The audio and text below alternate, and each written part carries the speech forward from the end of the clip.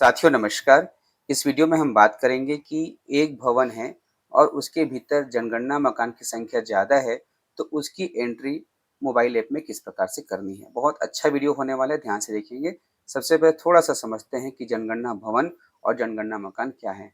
यहाँ देख सकते हैं इस चित्र में एक छत है और एक छत है तो ये हो गया एक भवन हो गया और इसमें जो एंट्री है, देख सकते हैं जो डोर है वो एक है, तो ये हो गया एक जनगणना मकान। दूसरा चित्र में देखेंगे छत तो एक है, इसका मतलब ये एक भवन कहलाएगा ये पूरा जो निर्माण हुआ है और इसके अंतर्गत देखेंगे यहाँ पर दो दरवाजे हैं, तो दो दरवाजे हैं एंट्री करने के लिए, तो ये हो गया दो जनगणना मकान। ठीक है, जनगणना मकान हो गया। इधर देखते हैं एक बड़ा बिल्डिंग है, तो इस बड़े बिल्डिंग को कहा जाएगा एक भवन। क्या कहा जाएगा? एक भवन।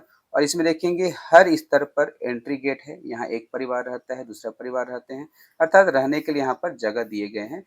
तो ये हो गया मकान नंबर 1, जनगणना मकान 1, जनगणना मकान 2, जनगणना मकान 3, जनगणना मकान 4, अर्थात एक ही भवन के अंतर्गत 4 जनगणना मकान हैं। अब इसकी एंट्री कैसे करें? तो इसकी एंट्री करने का तरीका हमने पिछले वीडियो पर बताया।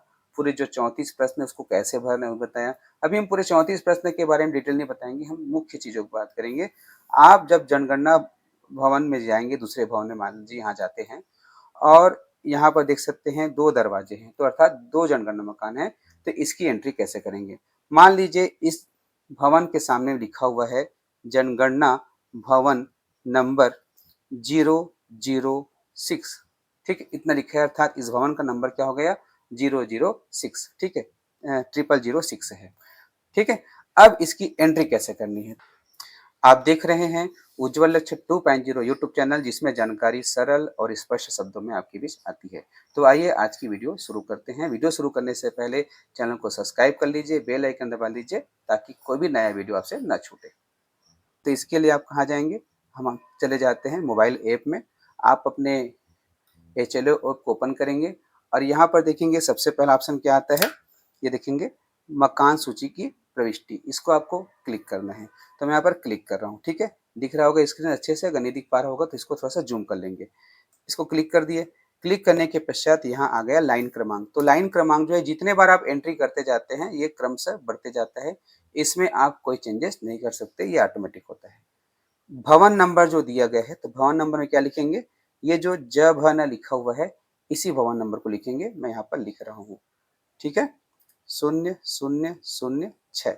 ठीक है, अब उसके पश्चात आप, जब मैं पहले बार इस भवन की एंट्री कर रहा हूँ, है ना, डबल नहीं कर रहा हूँ, तो जब पहले बार कर रहे हैं तो यहाँ पर लिखेंगे नया।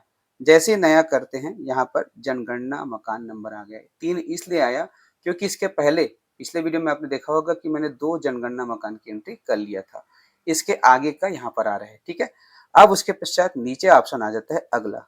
ध्यान रखेंगे आपको क्या करना है, ये जनगणना भवन नंबर बस को लिखना है, बाकी सीधा आप नया क्लिक कर देंगे। आप इसके पश्चात यहाँ अगले में जाएंगे। अगले में जाएंगे, उसके पश्चात पूछा जाता है कि उसने स्वगणना कर लिया है कि नहीं। नहीं किए होंगे तो नहीं करेंगे, हाँ कर लिए होंगे तो हाँ को क्लिक करेंगे। नहीं हो गया। ठीक है, अब इसके बाद जितनी भी जानकारी है इसके बारे में हमने पिछले वीडियो पर बात किया था, मैं इसको स्किप करते हुए सीधे सबमिट की ओर चलता हूँ। ठीक है, तो मैं इसको बहुत स्पीड से क्लिक कर देता हूँ।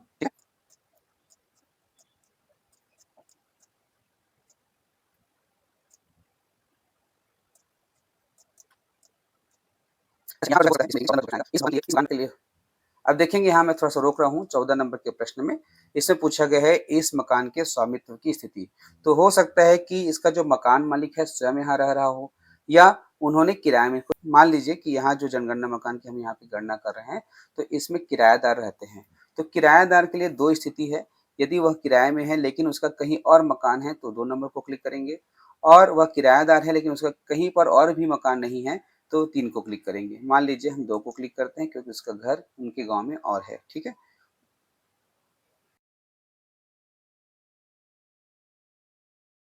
अब यहाँ पर लास्ट में देखेंगे मोबाइल नंबर है, मोबाइल नंबर फिल करेंगे। के पश्चात नीचे है सबमिट करे का ऑप्शन है। सबमिट करे को जब क्लिक करते हैं, उसके पश्चात जितने भी जानकारी उसके लिए भरे हैं वो सामने आ जाता है। उसके ऊपर पढ़ लेंगे और सामने वाले को सुना देंगे। उसके पश्चात पुष्टि करे को क्लिक करेंगे। तो इस प्रकार से क्या हो गया, हमने एक जनगणना भवन के अंतर्गत पहला जनगणना मकान की एंट्री कर लिया। अब इसमें हमको लिखना क्या है, देखेंगे इस मकान की हमने किया है ना, तो इसमें क्या आया था 0003। ठीक है? अब मैं भूल गया कि क्या आया था, इसमें जनगणना मकान क्या आया था भूल गया, तब क्या करेंगे, आपको वापस जाना है, ठीक है? वापस जा कर के देखेंगे, यहाँ पर सारांश देखिए का ऑप्शन आता है, सारांश देखेंगे, यहाँ पर दिया गया है, अभी हमने जिस एंट्री किया, अब इसमें जनगणना मकान क्या दिए हैं, देखो 0003, ठीक है? तो आपको इसके घर के सामने मार्कर में लिखना है 0003, अर्थात ये हो गया, क्या हो गया, जनगणना मकान हो गया। अब हम चलते हैं इसमें, ठीक है? भवन एक ही है, हमको चलना है इसमें, तो इसमें तो चलिए अब जो है हमने इस जनगणना मकान की एंट्री कर लिया। अब बारी आ गई है इस जनगणना मकान की। इसकी एंट्री कैसे करेंगे? इसके लिए वापस अपने ऐप में जाएंगे। ऐप में ऑप्शन है मकान सूची की प्रविष्टि, इसे आप क्लिक करेंगे, ठीक है? मैंने क्लिक कर दिया। उसके पश्चात यहाँ देखेंगे लिखा हुआ है भवन नंबर दर्ज करें। तो ये भवन नंबर क्या होगा? तो भवन नंबर जो है यहाँ पर देखेंगे जो ज भ न शुरू में लिखा हुआ है उसी को लिखना है। आप लिख सकते हैं या फिर आप सीधे तौर पे यहाँ पर दोहराए को क्लिक करेंगे, आपने जो पिछला भवन नंबर दिया वो दोहरा जाता है, ठीक है? ये आ गया 0006, ठीक है? क्लिक कर दिया तो आ गया। अब उसके पश्चात जनगणना मकान नंबर, तो यहाँ पे दो ऑप्शन है, दोहराए और नया। तो इसमें किसको क्लिक करेंगे? नया।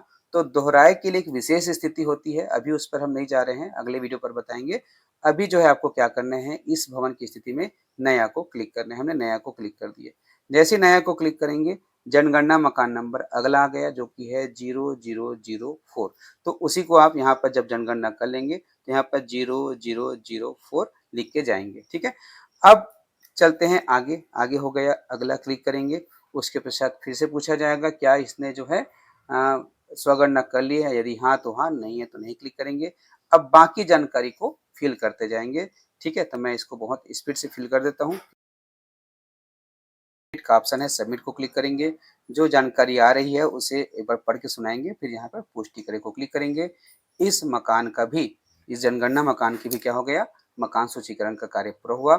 यहाँ भी दोनों आप, तो इस प्रकार से एक भवन में अधिक जनगणना मकान की एंट्री करनी है। यहाँ पर तो 2 जनगणना मकान है।